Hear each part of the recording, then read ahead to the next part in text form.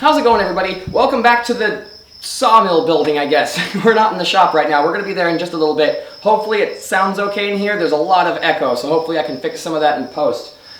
So you guys watched me build this sawmill over the last couple of months, and the plan was that on sawmill day, I was going to run it until the thing basically self-destructed, until I couldn't run it anymore, and that's exactly what I did. I got 2 full days out of that, and about $1,000 worth of beautiful walnut slabs, so I'm really excited with how that went. However, there's still a couple of things that I want to fix on this, so I'm going to be going through all of the things that I wish I had done different, including how I'm going to solve some of them, and we're going to start with this drive system. So we're looking at the front of the machine here, and you'll notice how much play is in the belt. And of course I can get rid of play by moving my motor mount around or pulling on my tensioning system. Both of those would work. But the problem is this. Let's see if I can find it. There's a spot in here where it gets crazy tight. And the reason that is because the pulley on the back of this wheel is not concentric. So I'm going to have to fix the concentricity of that wheel. My original design for this housing was going to allow me to lift this entire housing directly up and off of the wheels. However, during the build itself, I decided it would be easier to build if I disconnected it in the middle and then the left could be pulled away from the right. But now that I've taken this housing off a couple of times, I decided I wanted to change it back to my original idea, which is to pull it directly off the top. So all I really needed to do was to cut these 2 little tabs off so it would slide up directly. Once I got the first one cut off, I was able to kind of unhook the one on the right and then cut that one off as well. And so now in the future, taking this off and putting it back on is going to be a lot simpler. Now that I have that first repair already out of the way, I decided to start focusing on these wheels. I had 2 different issues with these wheels. I had an issue with the pulley on the back of the drive wheel, but I also had an issue during milling day where one of the belts came off of the wheel itself. So I had to carry both of those all the way up to my shop. I decided to start by making a new pulley. I've had a lot of people tell me that I need to be switching over to metal pulleys, but I really don't like that idea for a multitude of reasons, and one is cost. This wood that I'm using to make the pulley actually came off of an old hardwood table, and I've said this before in other videos, but the best source of free hardwood for projects like this is to just go find a table that's sitting on the side of the road, people are throwing away. It doesn't matter how trashed they are fantastic for large quantities of hardwood. Making a pulley like this really isn't too difficult. It just starts with cutting a circle out of a piece of hardwood and then cutting a bevel on the edge of each of the pieces. The cool thing about this is you can use the same circle jig for cutting this bevel.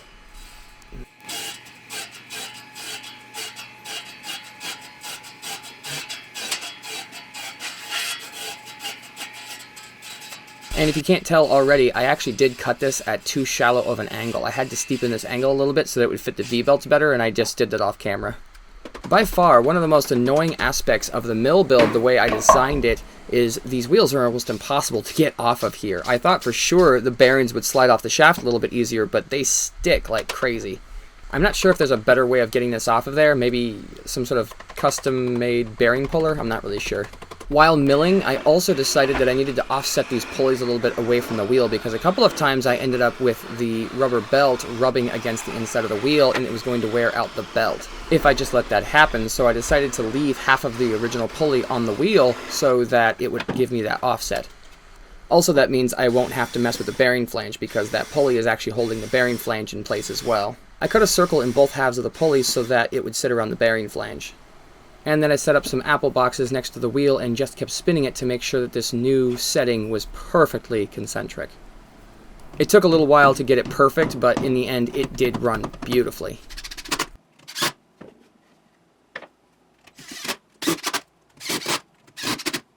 And then I could repeat all those same steps for the top of the pulley. I used tons of glue and screws to make sure that this thing would not come apart. If we look into the yaw control mechanism, this is the nut that gets pulled against so that I can control the yaw of the wheel and I can get the blade tracking properly.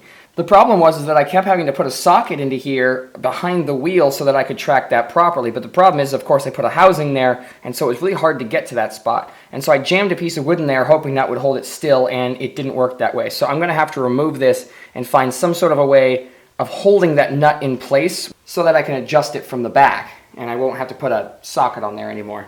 I made 2 of these little round brackets that captures a nut and just gets glued into the yaw control block. It ended up having to be a kind of funny shape because it had to fit inside that little half moon shape inside the Yaw Control mechanism. I flooded the piece with glue and then jammed it in place with a washer between this block and the Yaw Control block, and this guaranteed that I had the perfect amount of spacing, and then I could use the bolt on the back to hold it in place while everything dried. One of the things I completely forgot about when I was first running the mill was putting grease in this bearing housing. My plan was to do that at the beginning of the day, but I completely forgot about it. I'm hoping I didn't do too much damage by running this for 2 days with no grease. And then I could throw this belt back on this wheel. Every time I throw one of these things on, I get a little bit better at it. I'm putting a 16-inch belt on a 20-inch wheel. I'm using some Titebond polyurethane glue, which works really well to stick to rubber. And one of the biggest issues I've found is when you're putting these on, this slowly likes to slide out of place until the glue is dry, so I found putting staples in it to hold it in place while it's drying is really beneficial. And that's all I really needed to do for the wheels, so I was able to slide them back in place and put the tensioning system back together.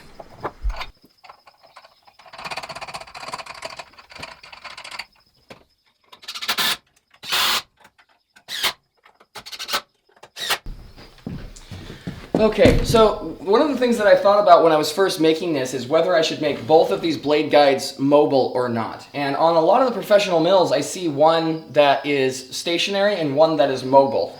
And I can kind of get why people would want to do that, but I would prefer to have both of these mobile so that I can really position the log wherever I want, wherever is easiest to position the log. Instead of moving the log over so it matches the blade guide, I'd rather move the blade guide to match the log. I'm not sure why the professional mills don't do that, but that's what I'm going to do. Also, I'm not a big fan of the way this design works. It kind of racks over a little bit, and there's a little piece up inside here that runs into these carriage bolts, which means I really only have this much capacity as it is right now. That was a bit of an oversight when I made it.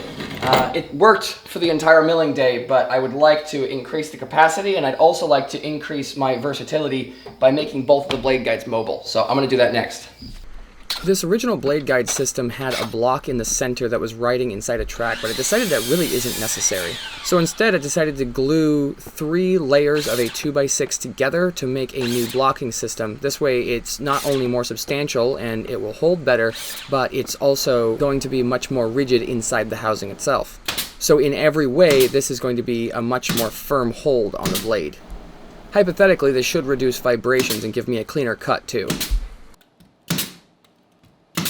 The new design of these blade guides requires these vertical members to be chopped down just a little bit, and then I could take these over to the drill press and cut these very long slots in them. It would have been perfectly reasonable to do this with a router, but because they were so deep, I decided just to do this on the drill press, just by hand. It worked well enough.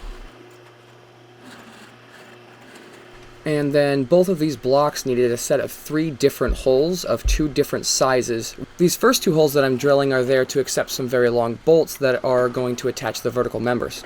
And this third hole is going to have a threaded rod in it that needs to have a captured nut so that it has a way of attaching to the head of the mill. I also cut down these 2 little blocks and embedded nuts in the 2 little blocks plus these blade guide blocks. And the way that this works is I have a threaded rod going all the way through this block now, and it's going to be screwed into an embedded nut on here, and then it's going to come out of the back of the head of the mill, and then those 2 little wing nut blocks that I made are just going to screw into the back, and that's what's going to hold it directly onto the mill.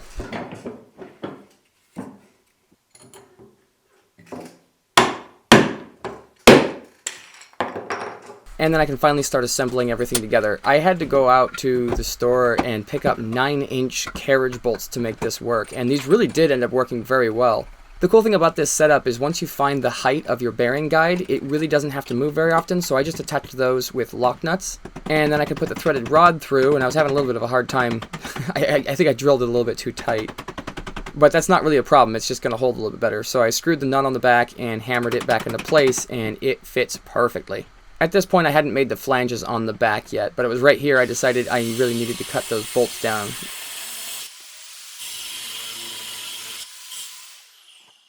And then the last piece I needed to make was this flanged block that goes on the back of the blade guide assembly. I know I promised a video on the second table saw that I have in the shop. I haven't done that yet, but I also haven't set it up properly yet. It's still sitting on that stupid cart that it came on. I promise I will be getting to that eventually. I'm just trying to finish up this mill project first. I also cut 2 of these blocks to fit on the front of the blade guide assembly as well.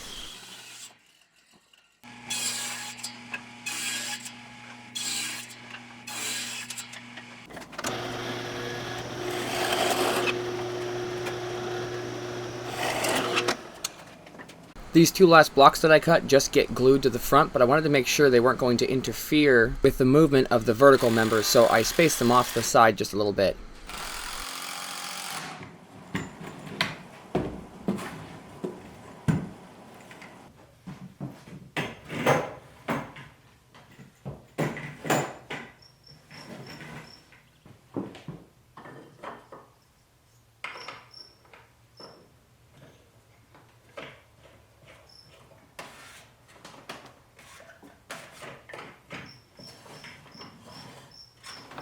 Wow.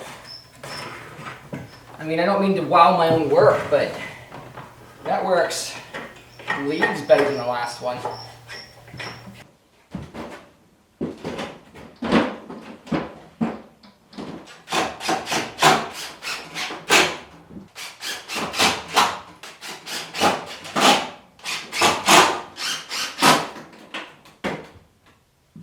Beautiful.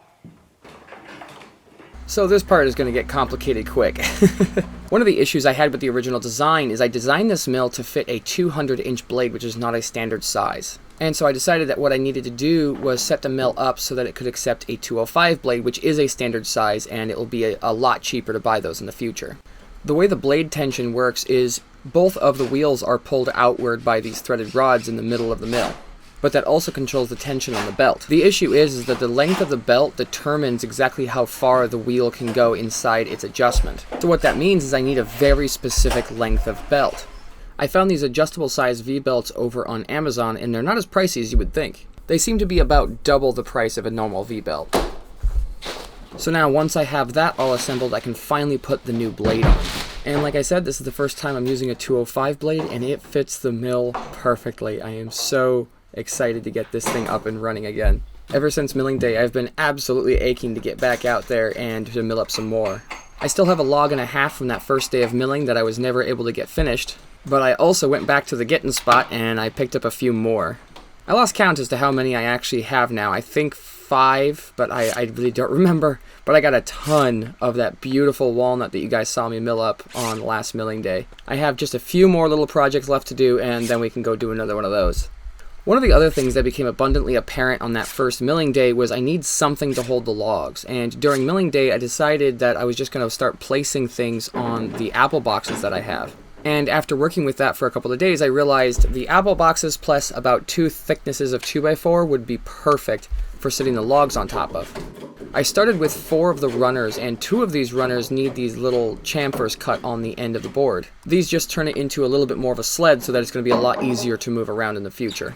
I wanted these top 2x4s to sit a little bit proud of the top of the frame, so I cut these little 2x2 corners out of each of these top runners.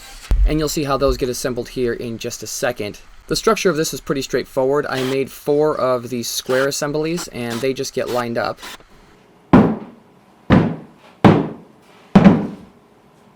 And then those all get screwed together with these 4 runners. And right here you can see how the 2x4s sit proud on top. I also left a small gap underneath the sled so it won't get cut on the ground when I'm moving it around. However, once it's sitting in place, I want to make sure that the sled has no ability to move, so I had to cut a couple of these blocks, and after drilling about a 1-inch hole in them, I was able to put a nail through here, and these are going to act as my stakes so I can stake this down to the ground. These are just getting glued and screwed into place.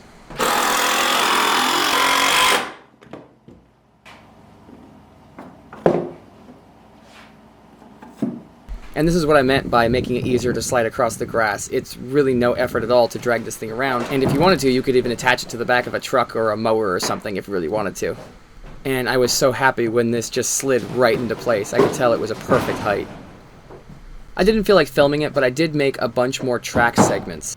This is mostly so that it's going to be a lot easier to move this out into the field if I decide to do that in the future. I really want to set up this mill so that I have as much opportunity as possible to either mill inside or outside as I see fit. Man, it is hot out here. Well, thank you all for joining me. So one of the things I wanted to talk about really quickly was I've been posting videos of this mill in operation on several different social medias, including YouTube. And one of the things that's become abundantly apparent is there's a lot of people out there that think that a wooden mill is never going to be able to keep up with a metal mill. And I find that absolutely absurd. And that can only be said by people who've never built machines out of wood before. There's no reason to say that a wooden mill isn't going to be able to keep up. Because, I mean, wood is a structural building material. I mean, we build houses out of this stuff. The Wright brothers built an airplane out of wood. So I don't know where that idea comes from, where building it out of a different material is just going to somehow magically make it work better. It doesn't work that way. As long as you can get the blade to track properly and you have the right amount of speed and the right amount of force going through the log, that's all you need to get a nice flat slab. And I was able to prove during the milling day video that I can get just perfectly flat slabs off of this machine. And the fact is that if you can't figure out how to engineer your way out of any limitations that you have, whether they're the materials or the amount of money you have, or maybe you don't have all the right tools, if you can't figure out how to engineer your way out of those problems, then you're not a maker. You're not a woodworker. If I was going to be building this thing out of metal, there wouldn't be any way that I could even afford this thing. So this is what I was able to afford, and this is one of the things that I really wanted to do with this project, is make sure that something like this is accessible to people who are like me in my situation, where you want to learn how to mill, but maybe you don't have a few $1,000s to throw at a project like this. I would love to make something like Matt Cremona's mill. That mill is fantastic. And yeah, it's made out of metal, but that's not the only reason that that mill works so well. It works so well because of all the engineering he went through and all the trials and effort of designing that thing to work as well as it works. It's not just because it's made of metal. So let me know in the comments, do you think this mill would run better if it was made out of a different material, or do you think the wood is going to work? Because for me personally, I have no reason to believe it's not going to work. Anyway, I'm going to hop off my soapbox here. Thank you all for watching. Thanks for listening to my rant. Catch y'all next time.